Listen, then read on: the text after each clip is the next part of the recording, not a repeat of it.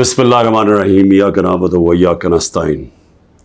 میرے پاکستانیوں، میں ابھی رات کے تقریباً 12 بجنے لگے ہیں، تو میں آپ کے سامنے صرف مختصر بات کرنا چاہتا ہوں، اور وہ بات ہے یہ جو سارا توشہ خانہ کا ڈرامہ چل رہا ہے۔ تو میں یہ واضح کر دوں کہ یہ ضروری آپ کا سمجھنا ہے کہ یہ توشہ خانہ یہ ہے کیا۔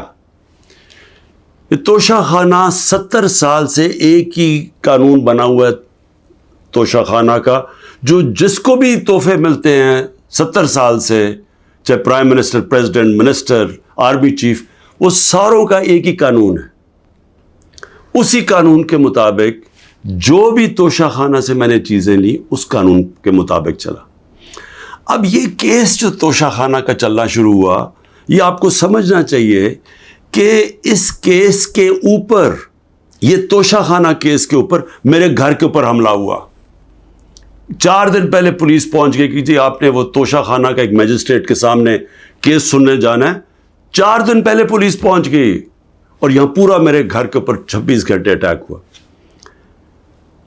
مجھے جب 9 مئی کو غیر آئینی اور قانونی طور پہ اغوا کیا گیا اسلام آباد ہائی کورٹ سے، تو مجھے جب جیل میں لے گئے پولیس لائنز میں، وہاں مجھے ایک دم پتہ چلتا ہے کہ ایک جج صاحب، جج ہمایوں دلاور وہاں بیٹھے ہوئے ہیں، اور وہ آپ کے اوپر توشہ خانہ کے کیس کے اوپر کوئی کارروائی کرنا چاہتے ہیں۔ نہ میرا وکیل، نہ مجھے کیس کا پتہ، اور پتہ چلتا ہے کہ وہ ادھر آ کے میرے اوپر فرد جرم لگا کے چلے جاتے ہیں۔ فرد جرم لگا سکتے ہی نہیں جب تک کہ میرے اوپر، جب تک مجھے پوری طرح بتایا نہ جائے کہ وہ ہے کیا، میرے سامنے فرد جرم لگتا ہے یا میرے وکیل کے سامنے۔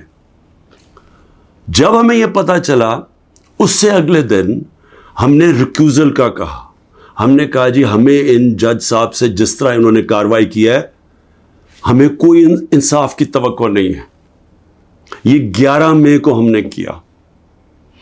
اس کے بعد بہرحال ایک پورا سلسلہ چلتا رہا، جس میں یہ واضح ہوتا گیا کہ ایک پلان بنا ہوا ہے کہ توشہ خانہ میں عمران خان کو ڈسکوالیفائی کرنا ہے۔ مجھے ایک سوال دیے گئے، 35 سوال دیے گئے، کویسچن جج صاحب نے کہ جی ان کے جواب دو۔ محرم کی چھٹیاں بھی تھی، خیر ہم نے بڑا زور لگا کے اس کا جواب تیار کیا۔ میں نے کوئی 1 گھنٹہ عدالت میں کھڑے ہو کے کل سارے سوالوں کا جواب دیا۔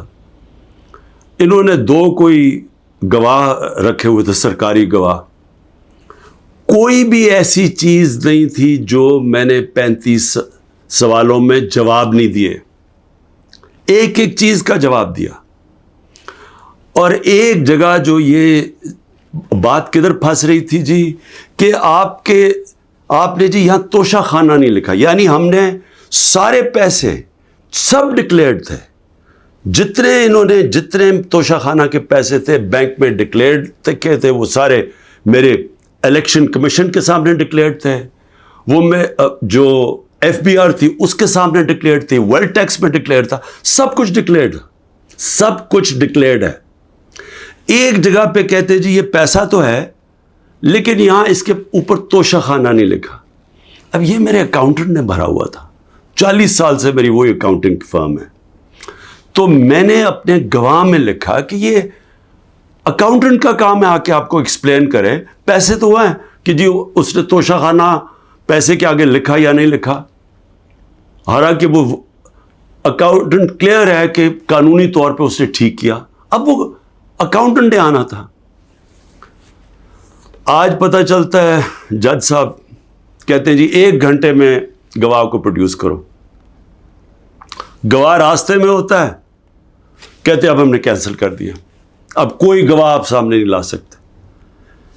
میں یہ سوال پوچھتا، یہ کوئی ملٹری ٹرائل ہو رہا ہے، میرا رائٹ، میرا حق ہے فیئر ٹرائل کے لیے، یعنی ایک دم گواہ کینسل کر دیے۔ میں نے کوئی 5-6 گواہ لے کے آنے تھے تاکہ وہ ایکسپلین کرے، جو 35 کویسچنز انہوں نے بھیجے ان کے جواب میں مجھے موقع تو ملے کہ اگر کوئی پوچھے، میرے وکیل ان کو سمجھانے کے لیے گواہ تو اس لیے ہوتے ہیں. گواہی سارے کینسل کر دیے اور آج اب ایسے لگ رہا ہے کہ کل فرد جرم قائم کر دیں گے. یعنی مجھے سمجھ نہیں آ رہی کہ یہ جلدی اتنی کیا ہے. کیا کل 2 دن آج گواہ آ جائے, کل گواہ آ جائے, اس کے بعد پھر آپ نے جج صاحب فیصلہ کرنا ہے وہ آپ نے کرنا ہے. لیکن مجھے تو موقع ملے کہ ہر دنیا میں ایک موقع ملتا ہے انسان کو فیئر ٹرائل کا, وہ مجھے موقع دینا چاہیے. اور ابھی سپریم کورٹ میں یہ بھی کہہ دوں کہ ہم نے ریکیوزل کا بھی ان جج صاحب کا کہا ہوا ہے کہ ہمیں ان کے اوپر اعتماد نہیں ہے. وہ پڑا ہوا ہے اسلام آباد ہائی کورٹ میں. وہ اسلام آباد ہائی کورٹ بدقسمتی سے فیصلہ نہیں کر رہے چیف جسٹس صاحب. میں یہ بھی کہہ دوں کہ صرف اتنی زیادہ پتہ نہیں میں کتنے کیسز میں ہوں, صرف 2 ججز کے اوپر میں نے ریکیوزل کا کہا ہوا ہے. ایک اسلام آباد ہائی کورٹ کے چیف جسٹس اور دوسرے یہ جسٹس دلاور. یہ میرا رائٹ ہے کہ اگر میں سمجھ رہا ہوں مجھے انصاف نہیں مل رہا تو میرا یہ حق ہے کہ میں ان کو ریکیوز کرواؤں, ان کو کہوں کہ کسی اور کو بھیج دے.